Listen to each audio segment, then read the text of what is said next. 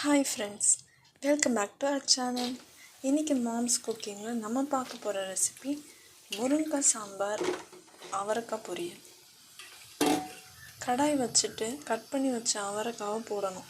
ஒரு கிளாஸ் தண்ணி கொதிக்க விடணும். ஒரு ஸ்பூன் உப்பு. 5 மினிட்ஸில் ஆஃப் பண்ணி எடுங்க.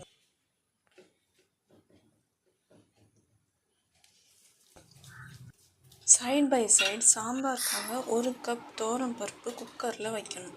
நாங்கள் காமிச்சிருக்கோம், அதை பாருங்கள். லெமன் சைஸ் புளி எடுத்து புளியும் ஊற வைக்கணும். ஒரு தக்காளி, ஒரு வெங்காயம், கொஞ்சம் முருங்கைக்காய். வேறு ஒரு கடாயை எடுத்து அதில் ஊற வச்ச புளி தண்ணியை ஊற்றணும். கட் பண்ணி வச்ச வெங்காயத்தை ஆட் பண்ணணும். வெங்காயத்தை கொஞ்சம் பொரியலுக்காகவும் எடுத்து வைங்க. வெங்காயம் ஆட் பண்ணணும். அப்புறமா கட் பண்ணி வச்ச தக்காளி,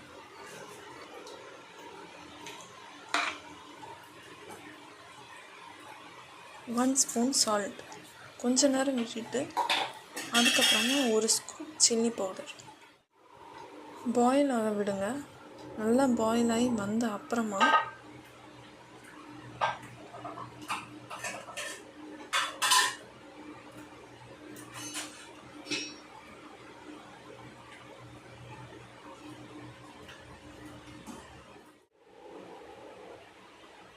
குக் பண்ணி வச்ச துவரம் பருப்பை ஆட் பண்ணணும். ஆட் பண்ணிவிட்டு நல்லா மிக்ஸ் பண்ணி விட்டு கொஞ்ச நேரம் பாயில் ஆகிற வரைக்கும் வெயிட் பண்ணணும். கொத்தமல்லியை ஆட் பண்ணுங்கள்.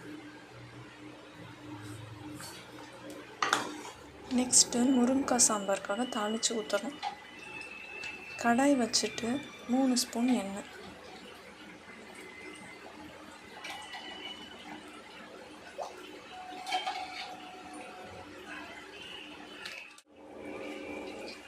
ஹீட் ஆன அப்புறம் கடுகு,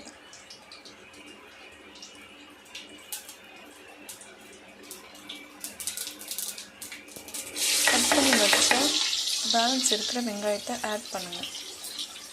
கருவேப்பிலை போட்டிங்க அப்படின்னா அவ்வளோதான், அது ரெடி ஆகிடுச்சு.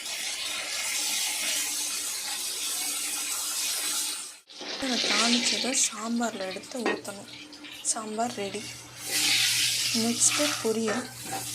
அந்த ஹீட் பண்ண இந்த தாளிச்சு வச்ச கடாயில் இருந்து மறுபடியும் அந்த அவரைக்காவை எடுத்து இதில் போட்டு ஒரு ஸ்பூன் சில்லி பவுடர் பண்ணி அவ்வளோதான். அதுக்கப்புறம் அதை நல்லா மிக்ஸ் பண்ணி விட்டுருவேன். ரொம்ப ஃப்ரை பண்ண வேணாம். நம்ம ஒருத்தவங்களுக்கு ஒரு மாதிரி, சில பேருக்கு ஃப்ரை பண்ணால் பிடிக்கும்னா நல்லா ஃப்ரை பண்ணிக்கோங்க. இல்லை நார்மலாக இருக்கான்னு நார்மலாக வச்சுக்கோங்க. முருங்கைக்காய் சாம்பாரும் ரெடி, அவரைக்காய் பொரியலும் ரெடி. ட்ரை பண்ணி பாருங்கள். மறக்காமல் லைக், ஷேர் அண்ட் சப்ஸ்கிரைப் பண்ணுங்கள். நெக்ஸ்ட் வீடியோவில் பார்க்கலாம்.